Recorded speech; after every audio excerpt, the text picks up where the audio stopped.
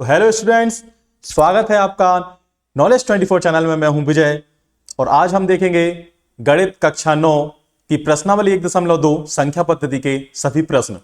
Video में आगे बढ़ने से पहले आपसे अनुरोध करूंगा कि इस चैनल को लाइक शेयर सब्सक्राइब जरूर करें ताकि उन सभी विद्यार्थियों की हेल्प हो सके जो किसी ना किसी कारणवश शिक्षा नहीं प्राप्त कर पा रहे हैं, तो इस वीडियो के माध्यम से वो सीख सकते हैं। चलिए आगे बढ़ते हैं। आप देख रहे हैं प्रश्नावली 1.2 का जो पहला क्वेश्चन है, प्रत्येक हमें बताना है कि बताइए कि निम्न कथन सत्य हैं या क्या है असत्य हैं, और हमें उनका कारण भी देना है। चलिए पहला क्वेश्चन है कि प्रत्येक अपरिमेय संख्या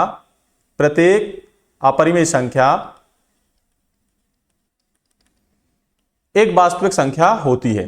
तो हमें पता होना चाहिए कि वास्तविक संख्या क्या होती है। देखिए, जो रियल नंबर्स होते हैं वो रियल नंबर्स परिमेय और अपरिमेय संख्याओं से मिलकर बने होते हैं।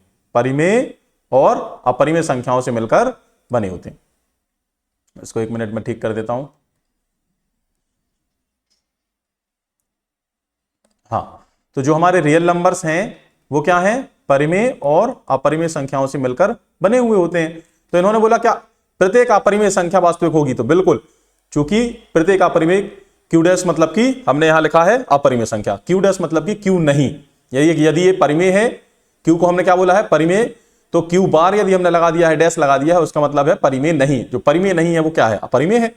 तो ये दोनों परिमेय और अपरिमेय दोनों किस में आते हैं, वास्तविक संख्याओं के अंतर्गत आते हैं। तो हर एक अपरिमेय क्या होगी, वास्तविक संख्या होगी। तो हमारा पहला हो जाएगा सत्य, और कारण हम लिख देंगे कि चूंकि वास्तविक संख्याएं परिमेय और अपरिमेय का युग्म होती हैं या दोनों से मिलकर बनी होती हैं। फिर दूसरा प्रश्न बोल रहा है कि संख्या रेखा पर प्रत्येक बिंदु करणीय एम के रूप में होता है। अब आप बताएं, जो संख्या रेखा होती है, ये मैंने एक संख्या रेखा बना दी जैसे, और यहां कहीं हमने ले लिया मूल बिंदु 0 ले लिया, ठीक है ना। तो यहां के अंक कैसे होंगे, 1 2 3। यहां के अंक कैसे होंगे, -1 -2 -3। अब इन्होंने बोला है कि क्या प्रत्येक बिंदु मतलब हर एक बिंदु, चाहे माइनस साइड के हो, ऋणात्मक साइड के हो, चाहे धनात्मक साइड के हो, चाहे शून्य हो, वो सभी बिंदु करणीय एम के रूप में होते हैं, जहां एम एक प्राकृत है। अब आप बताएं, एम प्राकृत मतलब क्या होता है, 1 2 3 एंड सो ऑन। तो क्या इसमें 0 है, नहीं है। क्या इसमें ऋणात्मक संख्याएं हैं, नहीं है।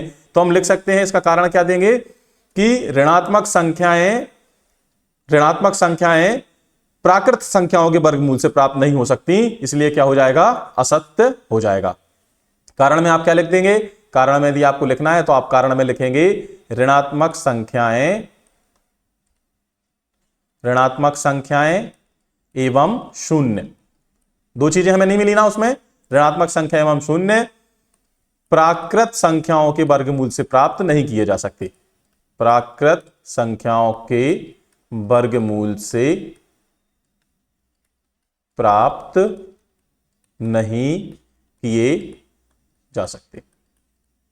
ये उसका आप कारण लिख देंगे, किए जा सकते।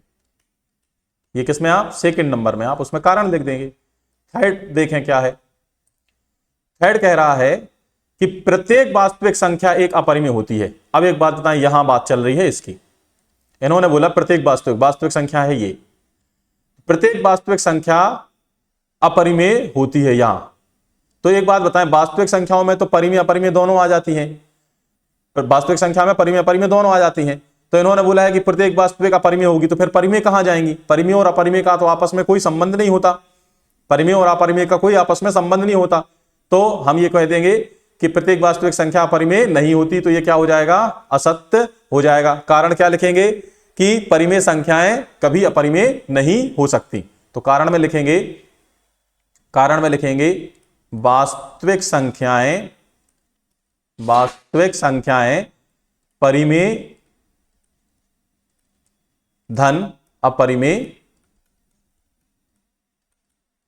होती हैं, जिसमें परिमेय संख्याएं कभी अपरिमेय नहीं हो सकती। परिमेय संख्याएं कभी अपरिमेय नहीं हो सकती। अच्छा, n के चाहें तो आप उदाहरण भी दे सकते हैं, आप उदाहरण भी दे सकते हैं। क्वेश्चन नंबर जो फर्स्ट का सेकंड था उसमें भी आप उदाहरण दे सकते हैं। उदाहरण के लिए आप यहां दे सकते हैं कि शून्य, शून्य का वर्गमूल कैसे निकालेंगे प्राकृतिक संख्या से? शून्य नहीं आ सकता, प्राकृतिक संख्या तो 1 से स्टार्ट होती है। दूसरी वास्तविक, जैसे परिमेय संख्या, यहां कोई भी परिमेय आप ले लो, जैसे आपने 1 लिया या 2 लिया या 2/3 लिया, तो ये अपरिमेय नहीं है, ये क्या है? परिमेय है। लेकिन ये वास्तविक तो है, ये एक संख्या कैसी है? वास्तविक है। और उन्होंने बोला प्रत्येक वास्तविक अपरिमेय होती है। ये मैंने एक उदाहरण के लिए एक वास्तविक संख्या ले ली 2/3, तो क्या ये अपरिमेय हो सकती है? नहीं। अपरिमेय तो मैंने बताए थे, 3 प्रकार की संख्याएं अपरिमेय होती हैं। एक तो अशांत अनावर्ती, एक करणीय रूट के अंदर अभाज्य संख्या आ जाए, और तीसरी पाई। ये संख्याएं अपरिमेय होती हैं, इनके अलावा कोई अपरिमेय नहीं है। चलिए अब हम चलते हैं नेक्स्ट क्वेश्चन की तरफ। क्वेश्चन लिखा है, क्या सभी धनात्मक पूर्णांकों के वर्गमूल अपरिमेय होते हैं? यदि नहीं तो किसी ऐसी संख्या का वर्गमूल का हमें उदाहरण देना है। तो पहली चीज तो हम लिख देंगे, पहले ही हमारा ये हो जाएगा नहीं। कैसे नहीं हो जाएगा? इन्होंने बोला है सभी धनात्मक पूर्णांकों के वर्गमूल अपरिमेय होते हैं, तो अपन लिख देंगे, पहला तो हमने लिख दिया नहीं, ठीक है ना, नहीं। अब उसका हम देंगे कारण, और कारण में उन्होंने बोला है कि हमें कोई एग्जाम्पल दे दें। तो एक बात बताइए, जो पूर्ण वर्ग वाली संख्याएं हैं, जैसे कि करणी 4, करणी 9, करणी 16, इनका उत्तर क्या आएगा? करणी 4 का उत्तर क्या आएगा? 2, करणी 9 का उत्तर क्या आएगा? 3, करणी 16 का उत्तर क्या आएगा? 4। तो ये संख्याएं क्या अपरिमेय होती हैं? नहीं, ये संख्याएं कैसी हैं? परिमेय हैं। तो ऐसी संख्याएं हम इसमें लिख देंगे कि ऐसी संख्याएं जो पूर्ण वर्ग के रूप में है, किसमें है? पूर्ण वर्ग के रूप में है, वो संख्याएं अपरिमेय नहीं हो सकती। चलिए इसके बाद हम नेक्स्ट देखें, क्वेश्चन नंबर 3। दर्शाइए कि संख्या रेखा पर करणी 5 को कैसे दर्शाया जा सकता है। करणी 5 हमें क्या करना है? संख्या रेखा पर बनाना है। तो सबसे पहले अपन एक कोई संख्या रेखा खींच लेते हैं। ऐसे आपने ये संख्या रेखा खींच ली, यहां आपने उनका नामकरण भी कर दिया। यहां हो जाएगा बीच में 0, यहां हो गया 1, यहां हो गया 2, यहां हो गया 3, यहां हो गया 4। अब मैं एक आपको बात बताऊं, मैंने आपको जो इंट्रोडक्शन वीडियो है, आप इंट्रोडक्शन वीडियो में देखेंगे, मैंने वहां पर आपको रूट एक्स कैसे निकालें इसको बताया है। रूट एक्स मतलब करणी के अंदर एक्स मतलब कोई भी संख्या हो, चाहे वो दशमलव वाली संख्या हो, चाहे वो प्राकृत संख्या हो, आप उसको फाइंड आउट कर सकते हैं। तो आप इसके बारे में यदि आपको देखना है तो आप इंट्रोडक्शन वीडियो जरूर देखें, इसमें आपको बताया गया है। बाकी इसके हम 2 तरीके हैं।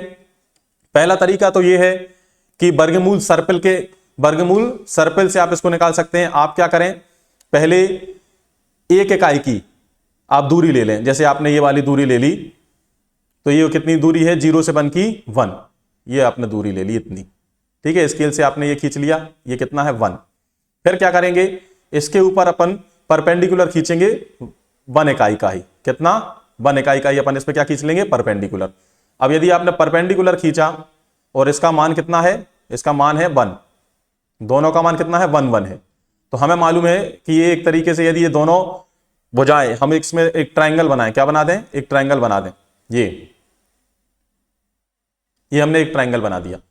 तो ये दोनों 1 1 है, मतलब कि एक तरीके से ये समद्विबाहु त्रिभुज हो गया। समद्विबाहु त्रिभुज का विकर्ण क्या होता है? √2। या फिर पाइथागोरस प्रमेय भी अपन लगा देंगे। पाइथागोरस प्रमेय क्या कहलाती है? पाइथागोरस प्रमेय कहती है कि किसी समकोण त्रिभुज में, ये कैसा है? समकोण, हमने यहां पर लंब बनाया था। किसी समकोण त्रिभुज में लंब का वर्ग धन आधार का वर्ग होता है। तो ये लंब है, एक आधार है, तो 1 का स्क्वायर प्लस 1 का स्क्वायर, तो 1 का स्क्वायर कितना हो जाएगा? √2। तो इसका मान कितना आ गया? √2 आ गया। ठीक है, हम वर्गमूल सर्पिल बना के देख रहे हैं, ये क्या आ गया? √2। फिर यहां हम क्या करेंगे, इसके ऊपर एक 90 डिग्री खींचेंगे, इसके ऊपर एक 90 डिग्री खींचेंगे। खींचे 90 डिग्री, चलिए मैंने यहां एक 90 डिग्री खींचा।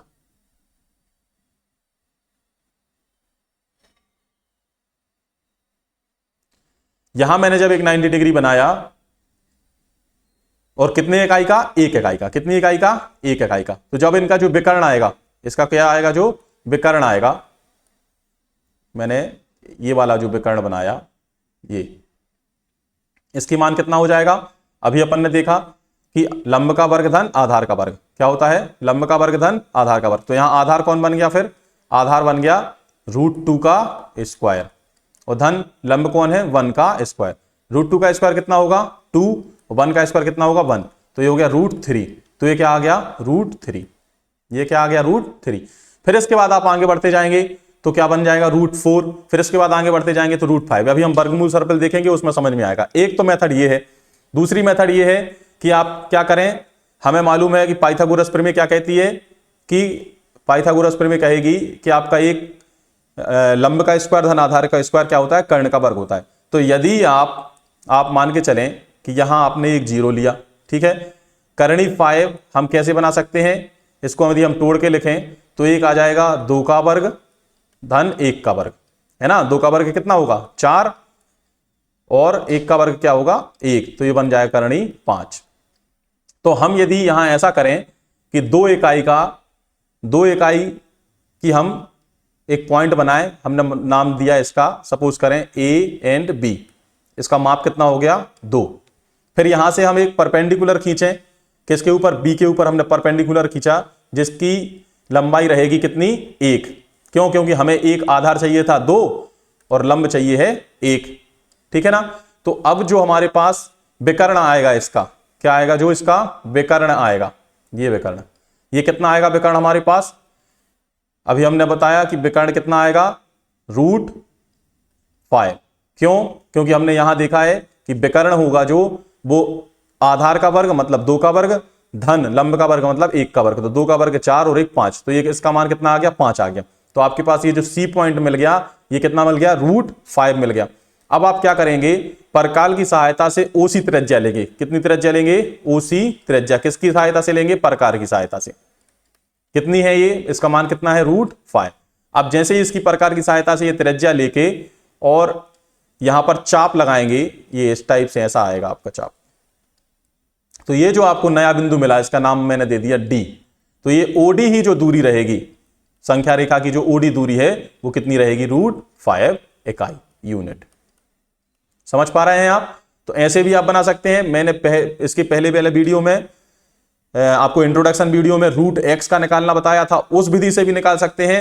और तीसरा वर्गमूल सर्कल की मदद से भी आप निकाल सकते हैं। वर्गमूल सर्कल की रचना कैसी मैंने अभी बताई कैसे करते हैं। ये मैंने वर्गमूल सर्कल बना के रखा हुआ है कि हम सबसे पहले क्या करते हैं, 1 और 1 इकाई का पहले हम, ये केंद्र है जैसे मूल बिंदु है 0 से हम 1 इकाई का धनात्मक साइड हमने जैसे पॉइंट लिया B से हमने फिर एक परपेंडिकुलर खींचा, B से आपने परपेंडिकुलर खींचा BC, उसका भी कितना इकाई लिया 1 लिया, तो इन दोनों का जो विकर्ण आएगा वो कितना आ जाएगा √2। फिर इसके बाद C बिंदु से फिर हमने क्या करा, परपेंडिकुलर खींचा 1 इकाई का। इसमें क्या करेंगे, परपेंडिकुलर जो खींचना है वो 1 इकाई का खींचेंगे। तो √2 और 1 का जब हम इसमें विकर्ण निकालेंगे तो कितना आ जाएगा √3। फिर यहां ये 2 इसलिए लिख दिया है क्योंकि ये 2 क्या है, यहां आया था √4, ठीक है। फिर √5। अब आप देखेंगे कि आपके पास √5 तो मिल गया, लेकिन हमें इसी को क्या काय में दिखाना है, संख्या रेखा पर। तो आप क्या करेंगे, जैसे OF आया आपका, तो आप OF की क्या लेंगे, त्रिज्या लेंगे। OF की त्रिज्या काय से लेंगे आप, अपने परकाल से।